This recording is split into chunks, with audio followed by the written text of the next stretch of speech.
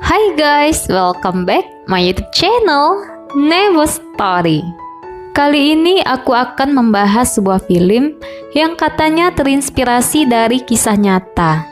Dimana di Korea sana beneran ada loh cewek yang diperkosa dengan jumlah pelaku 44 orang, tepatnya di kota Milyang. Kasus ini juga pernah dibahas oleh salah satu YouTuber Korea, yaitu Abang Korea Romit. Film ini berjudul Han Gong-ju. Bagaimana ceritanya? Biar tidak banyak spoiler di awal, yuk kita langsung aja ke alur ceritanya. Scene menampilkan seorang siswi bernama Han Gong-ju yang dicecer beberapa pertanyaan oleh para guru. Di situ dia mengatakan kalau dirinya tidak melakukan kesalahan apapun. Kemudian scene berpindah di rumahnya. Tampak Gong-ju sedang mengemasi barang dan di situ ada seorang pria yang membantunya. Ternyata pria itu adalah guru di sekolahnya Gong-ju. Gong-ju tinggal sendirian di rumah itu dikarenakan orang tuanya sudah bercerai. Setelah itu mereka menaiki sebuah kereta. Di situ gurunya mendaftarkan Gong-ju di sekolahan barunya. Selesai mendaftar, dia mengajak Gong-ju untuk makan. Dia mengatakan kalau Gong-ju bisa tinggal di rumah ibunya untuk sementara waktu dan memberikannya sebuah ponsel, di mana di ponsel itu terdapat nomor dirinya dan bapaknya Gong-ju. Ternyata alasan Gong-ju dipindahkan di sekolahan barunya untuk menyembunyikan identitasnya yang berhubungan dengan masa lalu Gong-ju. Setelah makan, mereka menemui ibu dari gurunya tersebut. Awalnya dia agak keberatan kalau Gong-ju akan tinggal di rumahnya. Tapi karena bujukan sang anak, akhirnya dia luluh tapi dengan syarat hanya 1 minggu. Keesokan paginya, Gong-ju mulai bersekolah. Sepulang sekolah, dia mampir ke sebuah klinik kandungan. Gong-ju sedikit trauma karena dokter yang menanganinya adalah seorang pria. Setelah itu dia mampir ke sebuah warnet. Gong-ju sangat ketakutan ketika melihat sekelompok pria di hadapannya. Ternyata walau sudah berada di lingkungan baru, tidak membuat Gong-ju melupakan masa lalunya. Karena itu membuat Gong-ju kesulitan untuk beradaptasi, apalagi jika ada yang mengambil fotonya. Kemudian flashback kembali ke masa lalu. Gong-ju memiliki sahabat bernama Hwa-ok. Di situ Hwa-ok sering membawa pacarnya Dong-yun ke tempat Gong-ju, di mana Dong-yun ini adalah anak pemilik toko tempat Gong-ju bekerja. Di situ Hwa-ok mengeluh karena Dong-yun sering dipukuli. Hwa-ok berencana ingin membuat mereka untuk akur. Malamnya sebelum itu, ketika Gong-ju sedang bekerja, dia melihat Dong-yun datang dan menanyakan keberadaan ayahnya. Di situ Dong-yun terlihat bertingkah aneh. Dia mengambil beberapa makanan dan minuman keras lalu pergi dari sana. Ternyata di situ Gong-ju melihat Dong-yun sedang dipalak oleh sekelompok geng. Malamnya saat di jalan mau pulang, Hwa-ok mengeluh merasa tidak enak badan dan mual ketika mencium bau makanan. Sepertinya di sini Hwa-ok sedang hamil, namun Gong-ju tidak mengatakan apapun dan memilih meninggalkan Hwa-ok. Hingga suatu hari, saat Gong-ju pulang bekerja, ia masuk dan mendapati rumahnya sudah dipakai bersenang-senang oleh temannya Dong-yun. Di situ Hwa-ok sangat senang karena rencananya untuk membuat mereka akur berhasil. Isengnya beberapa dari mereka memotret paha Hwa-ok yang sudah mulai mabuk. Dong-yun yang melihat kekasihnya diperlakukan seperti itu hanya bisa diam. Di situ Gong-ju melihat Dong-yun dipaksa melakukan sesuatu. Merasa tidak tahan, Gong-ju mengusir mereka dari rumahnya. Dia juga mengatakan agar mereka tidak mengganggu Dong-yun lagi. Mendengar itu, Minho salah satu dari mereka merasa tidak senang. Dia meminta agar lampu di ruangan itu dimatikan dan meminta Dong-yun menyebutkan siapa dirinya. Gong-ju kaget saat Dong-yun mengatakan kalau Minho adalah tuannya dan dia adalah anjingnya. Minho juga terang-terangan mengatakan kalau dia pernah memakai Dong-yun. Nampak ketakutan di wajahnya Dong-yun kepada anak-anak itu. Bahkan dia hanya bisa diam ketika dipukul bahkan ditembak menggunakan staples. Gong-ju yang melihat itu langsung menelpon polisi. Namun sangat disayangkan karena salah satu dari mereka adalah anak dari seorang detektif polisi. Esoknya mereka kembali ke rumah Gongju, kali ini dengan jumlah yang lebih banyak. Mereka memasukkan obat ke dalam alkohol dan menyuruh Dongyun untuk memberikannya kepada Gongju. 쟤들 네 친구니까 네가 빨리 마시라고.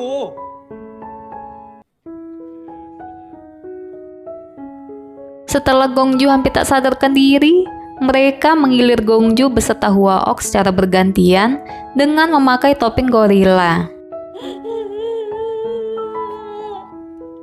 Tidak lama kemudian ayah Dongyun datang, namun di sana dia malah menyaksikan kejadian pemerkosaan itu. Kejadian itu menghancurkan hidup Gongju dan Hwaok. Terlebih lagi, Hwaok yang kini sedang mengandung anaknya Dongyun memilih mengakhiri hidupnya dengan loncat ke sebuah sungai. Dan dari sinilah kasus pemerkosaan itu terungkap. Para pelaku ditangkap termasuk juga dengan Dongyun. Ternyata inilah alasan Gongju dipindahkan di sekolahan barunya karena mereka ingin menyelesaikan kasus ini secara diam-diam. Dikarenakan orang tua pelaku memiliki uang, kuasa, serta jabatan yang khusus sehingga membuat mereka kesulitan mendapati keadilan. Di sekolahan barunya, Gongju tidak sengaja melihat beberapa siswi tengah melakukan paduan suara. Tampak Gongju agak tertarik dengan lagu tersebut. Dia pun kembali menyanyikan lagu itu. Tanpa dia sadari, di situ sudah ada Eunhee, salah satu siswi paduan suara tersebut. Dia menghampiri Gongju dan mengajaknya untuk bergabung. Di situ Eunhee juga menunjukkan rekaman suara milik Gongju saat dia bernyanyi tadi. Tapi di situ Gongju malah marah dan menyuruh Eunhee untuk menghapus rekaman itu. Namun sebelum pergi, Gongju bertanya, apa ponsel milik Eunhee bisa dipakai untuk internetan? Dia meminta Eunhee untuk mencarikannya sebuah alamat.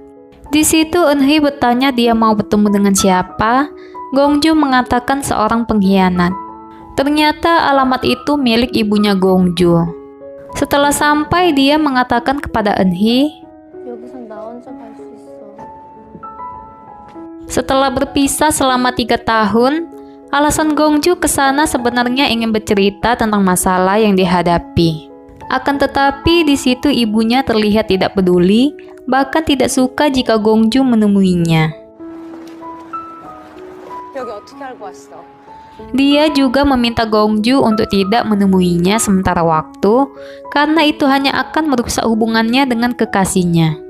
Lalu dia memberikan nomor barunya dan pergi meninggalkan Gongju di sana. Gongju sadar kalau di situ Eunhee masih mengikutinya dan dia sangat marah kepada Eunhee. Lalu Gongju kembali ke minimarket milik ibunya.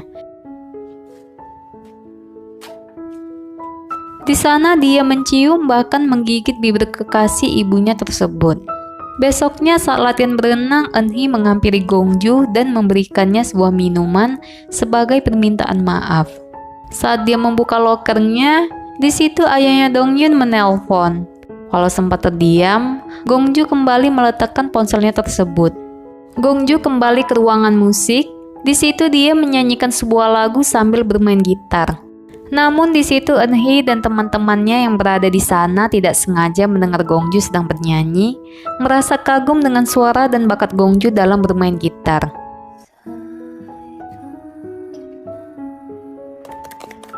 Setibanya di minimarket, Gongju melihat Ibu Jo sedang dikeroyok emak-emak yang menuduh dirinya pelakor.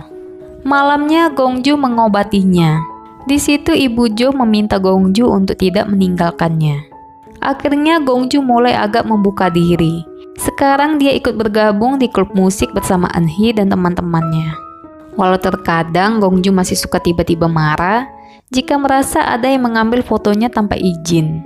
Singkat cerita, Eunhee menunjukkan hasil rekaman saat Gongju bernyanyi sambil bermain gitar waktu itu.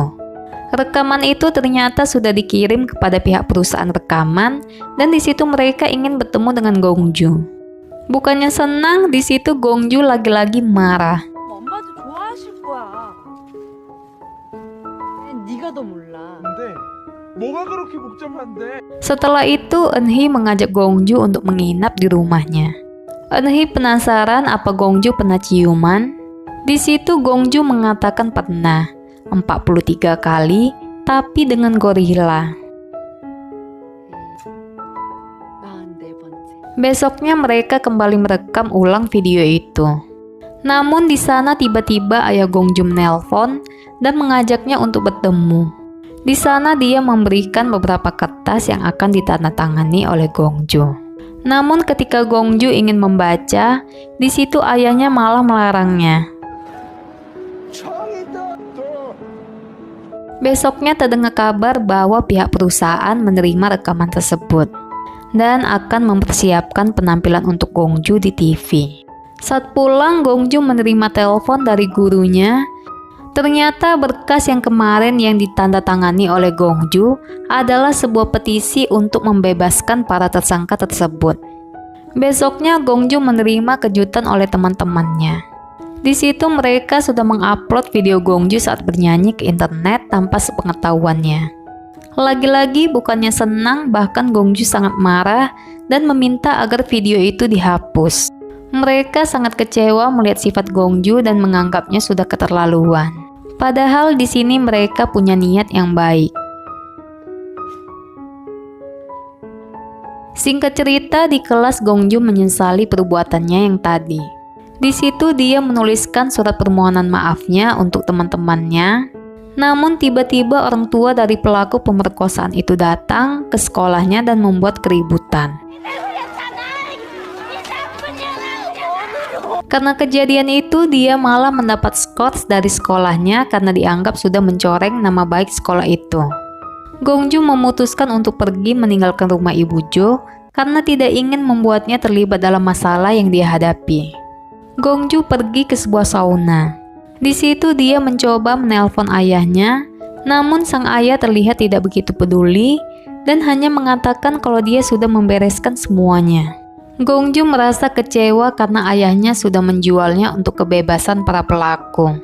Terlebih lagi gurunya sekarang tidak dapat membantunya dikarenakan media sudah banyak yang tahu. Gongju merasa putus asa dan tidak memiliki harapan lagi. Di situ dia pergi ke sebuah jembatan tempat Hwaok mengakhiri hidup. Gongju merasa sudah tidak memiliki siapa-siapa. Orang tua yang tidak peduli, bahkan orang-orang sekitar yang menganggapnya seperti tersangka. Terlebih lagi trauma masa lalu yang membuatnya takut, sehingga membuatnya memutuskan mengakhiri hidup dan menyusul sahabatnya Hwaok. Sementara itu, Eunhee dan teman-temannya tengah menyaksikan video pemerkosaan yang dialami oleh Gongju dan sahabatnya Hwaok oleh 43 laki-laki dengan memakai topeng kera. Mereka jadi tahu kenapa alasan Gongju tidak suka difoto, apalagi sampai foto dan videonya tersebar di internet. Kemudian scene berpindah ke Gongju yang mulai berenang ke tepian dan film pun tamat. Ini film miris banget sih. Sebenarnya aku tidak tega kalau udah membawai cerita yang beginian. Rasanya sesak banget gitu loh. Apalagi kejadian yang sebenarnya itu lebih parah, di mana si korban ini dijadikan budak seks selama 11 bulan. 11 bulan guys. Jika tidak, maka videonya akan disebar. Jujur ketika nonton film ini, kaki dan tanganku sempat tremor dan dingin. Semoga tidak pernah ada lagi kejadian yang seperti ini. Apalagi saat ini banyak kasus pelecehan seksual, apalagi kepada anak-anak. Terakhir yang aku lihat, seorang kakek mencabuli cucunya sendiri yang berusia 15 bulan, yang bahkan untuk melawan aja kagak bisa. Ya udah, sekian dulu dari video aku kali ini. Jangan lupa subscribe, like, comment, and share-nya ya. Dan jangan lupa tonton video aku yang lainnya juga. And see you next video. Bye-bye.